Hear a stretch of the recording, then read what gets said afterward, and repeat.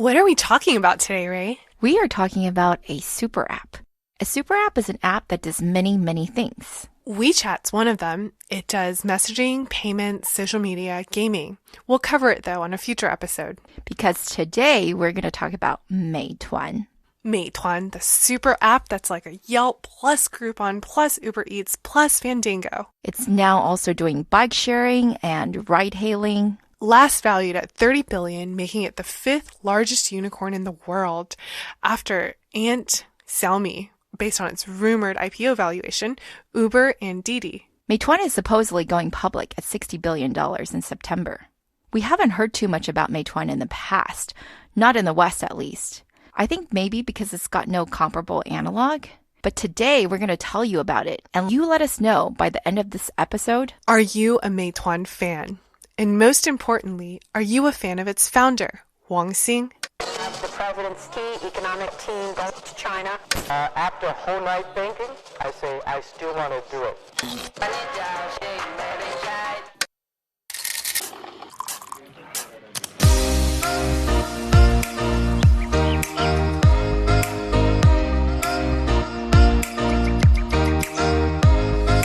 Hi everyone, we are Tech Buzz China by Pandaily, powered by the Sinica Podcast Network. We are a new weekly podcast focused on giving you a peek into what's buzzing within the tech community in China.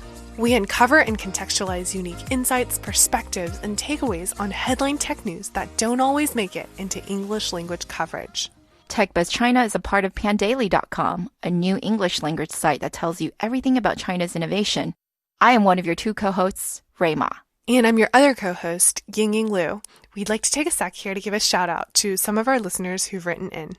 So a huge thank you to Li Yun Li, Lillian Ko, and Jamila Trindo. We're still working on those transcripts, so give us another week. Again, if you enjoy listening to us, please take the time to leave us a rating or a review on iTunes and elsewhere. It's really helpful for our sponsors.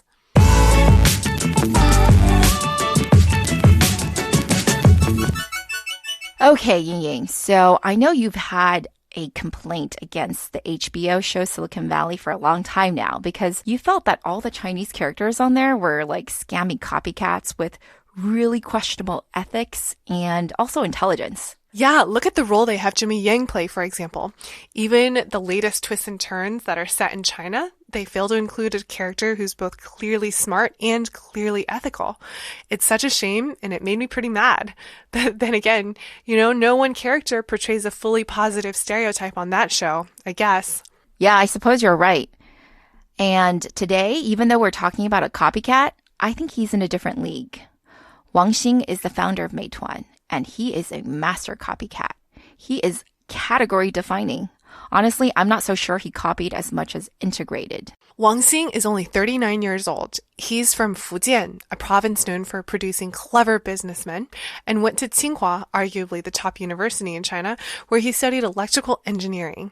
In 2001, after graduation, he was accepted into the PhD program at University of Delaware, but didn't last long before succumbing to the lure of entrepreneurship and returned to China in 2004 to start a company with his former classmates.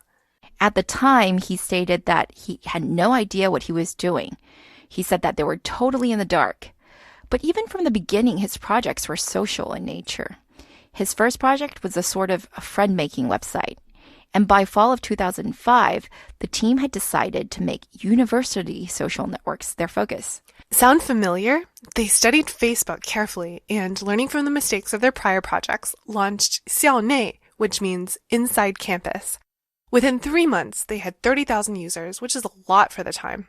However, with no money to buy more servers and bandwidth, Wang Xing had to sell it to Zhou Chen for about $2 million in October 2006. He was just 27 years old at the time. He wrote defiantly, quoting Winston Churchill, "This is not the end. It is not even the beginning of the end. But it is perhaps the end of the beginning." So dramatic. That definitely sounds like Wang Xing for you. Anyway, Xiaonei was rebranded as Renren later on. It raised money from SoftBank and IPO'd in May of 2011. I actually worked on this IPO. Back then, it was known as the Facebook of China. It raised about $740 million and made Zhou a billionaire. And while we don't know the details, I'm pretty sure Wang Xing didn't get much of that upside. Nope, we're pretty sure he didn't because he quit Renren back in mid-2007 to launch Fanfou, which was the first Chinese clone of Twitter. That's right, after cloning Facebook, he set his eyes on Twitter. Fanfou is such a great name. I really got to explain it to our listeners here. So, it actually comes from an ancient text where this one noble person is asking after the health of a very, very old official. And it literally means, is he still eating? Because fan means food and fo means whether or not. However, in the early 2000s, it became a meme that took on a different meaning.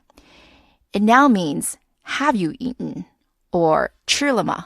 Which any beginner Chinese student will know is the Chinese way of asking, hey, how's it going? That's right. So instead of what's up, Chinese people ask each other if we've eaten. And that's what fanfou means, basically. What's up? So I can say Fanfou, TechBuzz listeners. I think that works better typed out and not spoken. Fanfou's earliest adopters were geeks, programmers, and nerds. But after being really hot in '08 and '09, it fell victim to censorship and was shut down, along with many competitors, in the summer. And it was inoperable for over a year and a half, or 505 days exactly. During this time, however, Xinlang Weibo came along and won the market, which we can talk about another day. But this marked the second time Wang Xing had lost a great multi-billion-dollar opportunity. I imagine at the time he thought to himself, this is still the beginning, because not long afterwards, by March 2010, he had launched Meituan, yet another clone, but this time of Groupon. Now, Groupon, if everyone will remember, launched in late 2008 and was the darling of the internet industry, which meant, of course, that people were going to try to replicate the model all over the world, especially since it was a relatively low-tech business. And in China, who better to do that than Wang Xing, who had already spent 5 years of his life trying to understand how to build communities online, because people at the time understood it as social selling, even though it wasn't really. Yeah, clones for Groupon sprang up everywhere, and nowhere more quickly than in China. That eventually became known as the Thousand Groupon War, or 千团战. Chinese people really like giving names to battles. It's a habit carried over from love of romance of the Three Kingdoms. Yeah. Remember 3Q? Anyways, well, if Wang Xing was mostly known to geeks on Fanfou before the war, he became really known after he started Meituan. The Thousand Groupon War was one of the first bubbles in Chinese internet. A lot of capital poured in, and everyone was getting funded left and right. Most of it, though, went to user subsidies in the form of discounts. Which was great for consumers, but terrible cash flow for the startups. And pretty soon, by the end of 2011, just a year and a half later, the 1,000-strong Groupon clones had whittled down to just Wang Xing's Meituan, plus a few others, including ones started by the internet giants, BAT. Okay, I really got to give you guys some perspective on how crazy it was, because that wave really took entrepreneurship in Chinese internet to a whole new level. Group buying was a pretty easy business to start, right? So basically everyone had one. I kid you not. I personally invested in not one, but 3 founding teams who had previously started top 10 China group buying businesses. And one of them actually went public. Yeah, it was eventually anyway, in 2015, it was called 55Tuan. I didn't invest in that company, unfortunately. I invested in their subsequent endeavor. And I just checked, by the way, 55Tuan redirects to Meituan now. See, Meituan outlasted its independent competitors and is really the only one you go to now. But while Meituan had pretty much won the Groupon war back in 2011 and 12, that respite was brief because it quickly found itself in another war, the war of takeout. And now we have to introduce a key player in this war, 大众点评, or just Dianping, which literally means reviews. We have to really give a plug for Dianping here because it was both a great product for its time and it had a pretty introverted founding team, so they were not really loud in either Chinese or Western media. But they have such a good story. Such a good story. They're founded by Cal alumni, my alma mater. And they were founded in 2003, almost a whole year before Yelp was launched. I mention Yelp because at least for the first 10 years of Dianping's existence, it was very similar to Yelp. It was a review service for restaurants and other offline services. And let me just say that basically had a monopoly in the cities it operated in. Everyone I know used it, especially for anything food related. Yeah, to this day, I rarely get any invites for getting together that isn't a Dianping link. I also think it's better than Yelp because from very early on, it allowed you to rate the restaurant on different dimensions, such as taste, ambiance, service, and even tag specific dishes. It was one of the first investments by Sequoia China. Sequoia put in $1 million way back in 2006. Google also put in some money. It's one of the very few investments it made in mainland China, and it put in $4 million back in 2007. It was really capital efficient and didn't raise any more money until 2011, when it accepted a cool $100 million to grow its group buying and other businesses, which was by this time called O2O in China. O2O means online to offline. You know how everything is AI or blockchain these days? Everything was O2O in China back then, at least for like a good, 3 years. Yeah. Anyways, what happened was back in 2013, Zhang Tao, the founder and CEO of Dianping, predicted that group buying would die, especially for Dianping, who already knew what users were looking at and considering to buy. So Dianping put in flash discounts, which allowed users to get instant discounts off their purchase in the store, basically like coupons. Because users of Dianping had such high intent to purchase already, this obviously worked really well. Way better than Groupons that directed traffic from scratch and tried to create the intent to purchase. However, Dianping, being born in the early 2000s and having just a generally slower approach to expansion, had really locked down the first and second tier cities, but was much smaller to expand compared to its newer move fast break things competitors. In fact, the media called it a slow company, 慢公司. But group buying made it change. Group buying at the time was the largest wave of venture capital investment in Chinese internet, like ever. So even slow Dianping was forced to adapt.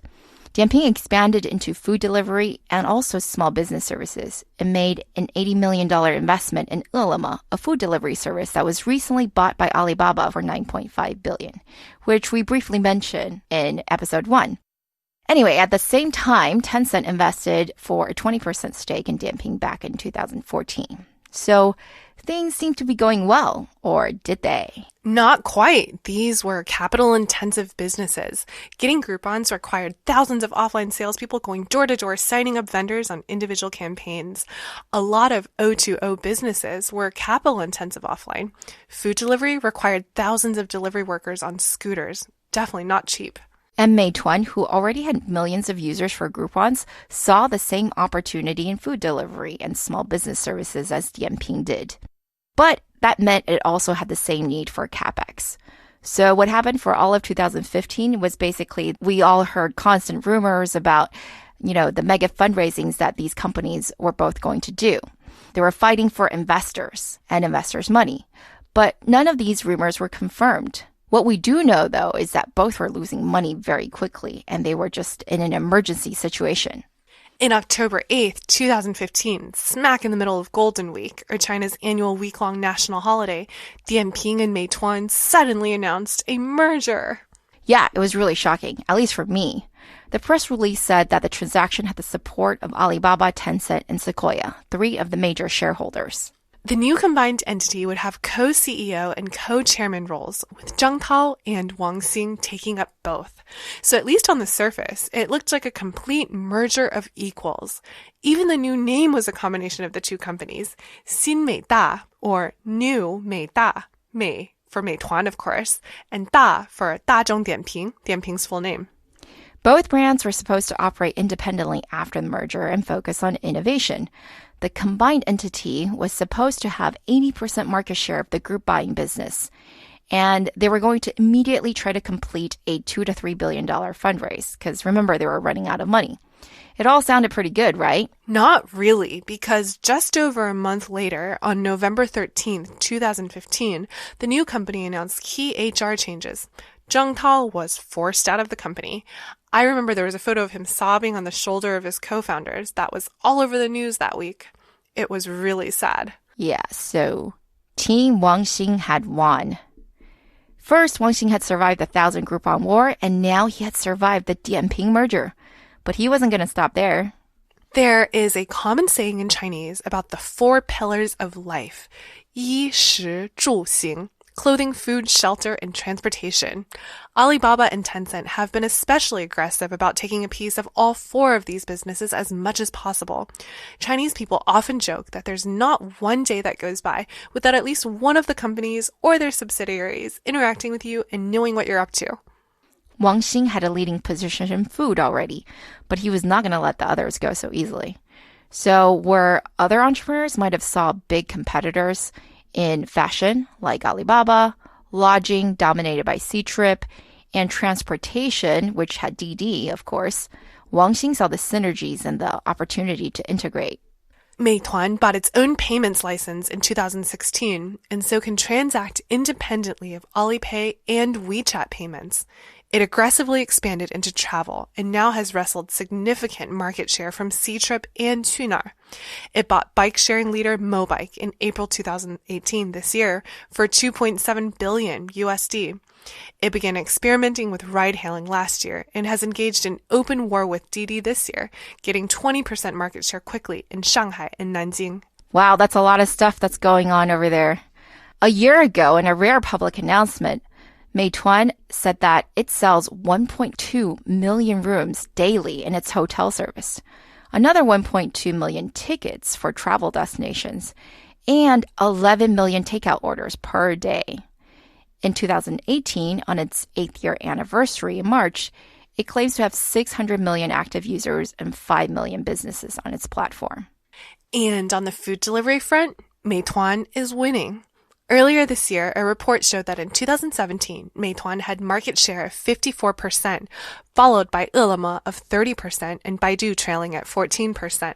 Wang Xing is doing even better in group buying. In 2016, post-merger, Meituan-Dianping had a 75% market share, with Baidu Nuomi a distant second. I think Wang Xing is officially kicking butt. Me too, but we're not the only ones. We're going to introduce you to a longtime friend of Wang Xing, and this guy is going to explain to you why he thinks the guy is so successful. Let's hear what he has to say to our listeners. My name is James Hong. I am an angel investor, and I met Wang Xing around 2006 when he was working on a startup called Xiaonei with a team of 4 or 5 guys in Beijing, and I had met him back then when he was trying to scale that up and was able to help him out a little bit with that. So known him about 10 years and have kept in touch with him over the years as friends.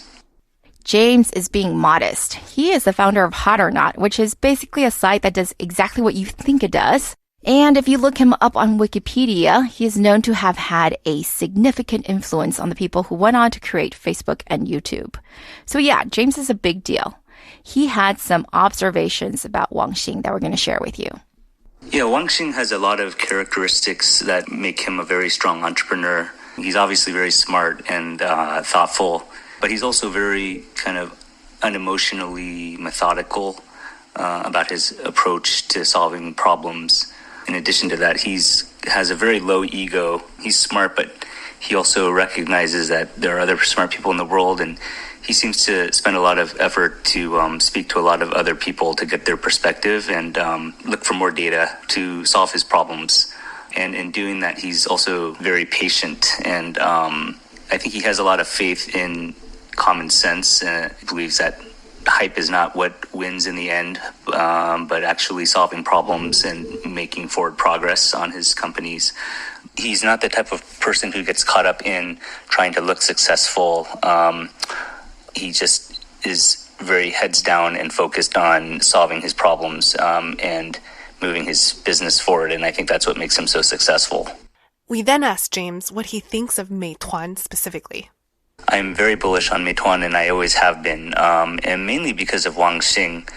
You know, I remember 10 years ago when it was pretty early days in the company, he was telling me about his competitors, how some of them he felt were kind of making up numbers or at least pumping them up in ways that were not sustainable and didn't really make much business sense. And, you know, rather than copying those tactics, I remember him saying that he would never lie about his numbers, you know, and I think that's the main thing. He won't lie to others and especially won't lie to himself. And that's what makes him face those problems, the business truths that he has to solve, whether they're pretty or not. And he just has this laser-like focus on improving his company to the point where it eventually starts working.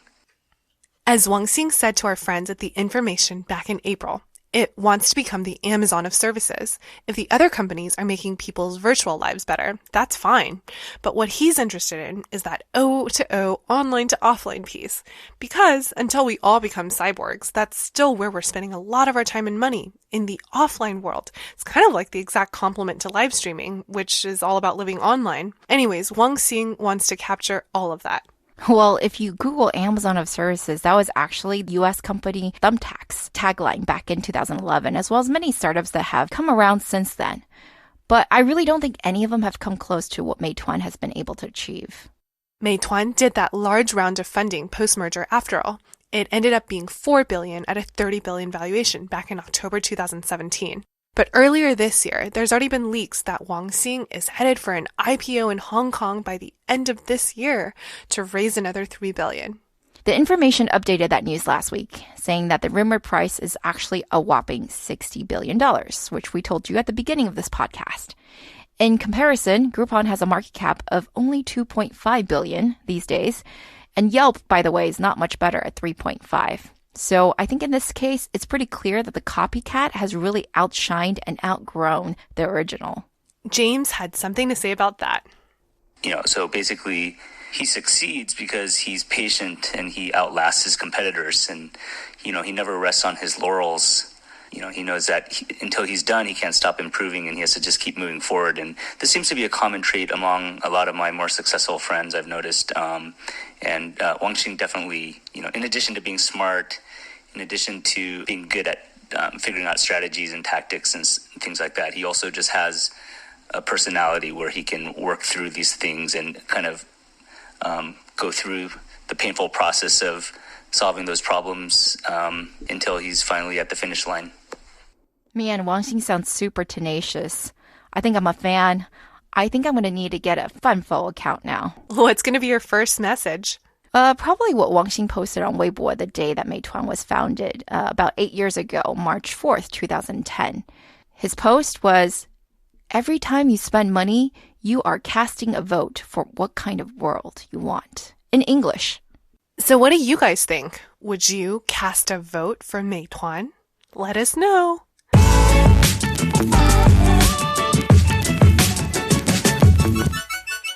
Having trouble keeping track of the fast-moving Asia tech landscape? Try searching a keyword you care about on www.asiaventurepedia.com today. AsiaVenturepedia.com is a tool built by Startups Greater Asia, an information hub and strategic advisory company that facilitates business partnerships and tech transactions between the U.S. and Asia. If you're looking for that local partner, new client, or tackling a new market, ask Startup Greater Asia how they can help.